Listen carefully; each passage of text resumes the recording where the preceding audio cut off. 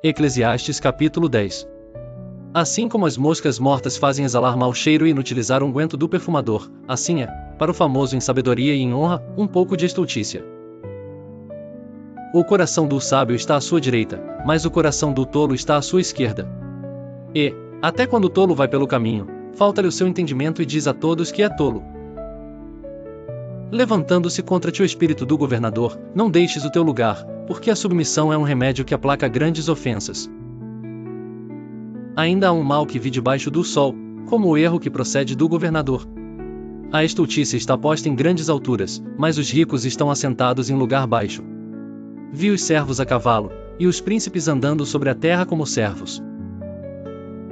Quem abrir uma cova, nela cairá, e quem romper um muro, uma cobra o morderá.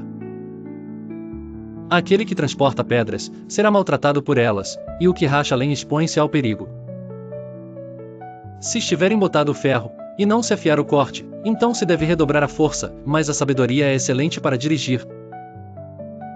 Seguramente a serpente morderá antes de estar encantada, e o falador não é melhor. Nas palavras da boca do sábio há favor, porém os lábios do tolo devoram.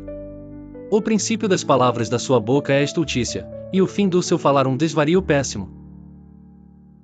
O tolo multiplica as palavras, porém, o homem não sabe o que será, e quem lhe fará saber o que será depois dele? O trabalho dos tolos a cada um deles fatiga, porque não sabem como ir à cidade.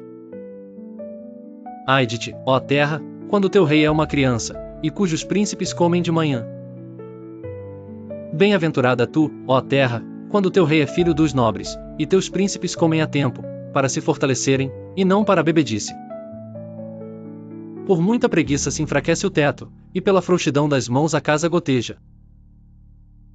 Para rir se fazem banquetes, e o vinho produz alegria, e por tudo o dinheiro responde. Nem ainda no teu pensamento amaldiçoes ao rei, nem tampouco no mais interior da tua recâmara amaldiçoes ao rico, porque as aves dos céus levariam a voz, e os que têm asas dariam notícia do assunto. Eclesiastes capítulo 11.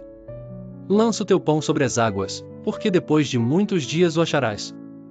Reparte com 7, e ainda até com 8, porque não sabes que mal haverá sobre a terra. Estando as nuvens cheias, derramam a chuva sobre a terra, e caindo a árvore para o sul, ou para o norte, no lugar em que a árvore cair ali ficará. Quem observa o vento, nunca semeará, e o que olha para as nuvens nunca cegará. Assim como tu não sabes qual o caminho do vento, nem como se formam os ossos no ventre da mulher grávida, assim também não sabes as obras de Deus, que faz todas as coisas. Pela manhã semeia a tua semente, e à tarde não retires a tua mão, porque tu não sabes qual prosperará, se esta, se aquela, ou se ambas serão igualmente boas. Certamente suave é a luz, e agradável é aos olhos ver o sol. Porém, se o homem viver muitos anos, e em todos eles se alegrar, também se deve lembrar dos dias das trevas, porque hão de ser muitos. Tudo quanto sucede é vaidade. Alegra-te, jovem, na tua mocidade, e recreie-se o teu coração nos dias da tua mocidade, e anda pelos caminhos do teu coração. E pela vista dos teus olhos, sabe, porém, que por todas estas coisas te trará Deus a juízo. Afasta, pois, a ira do teu coração, e remove da tua carne o mal, porque a adolescência e a juventude são vaidade. Eclesiastes capítulo 12. Lembra-te também do teu Criador nos dias da tua mocidade, antes que venham os maus dias, e cheguem os anos dos quais venhas a dizer, e não tenho neles contentamento. Antes que se escureçam o sol, e a luz, e a lua, e as estrelas, e tornem a vir as nuvens depois da chuva.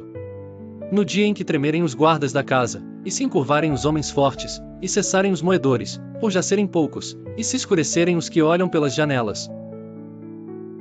E as portas da rua se fecharem por causa do baixo ruído da moedura, e se levantar a voz das aves, e todas as filhas da música se abaterem.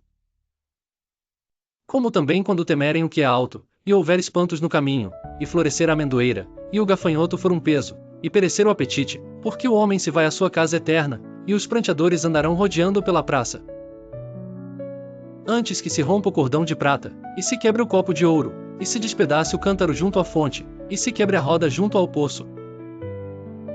E o pó volte à terra, como era, e o espírito volte a Deus, que o deu. Vaidade de vaidades, diz o pregador, tudo é vaidade.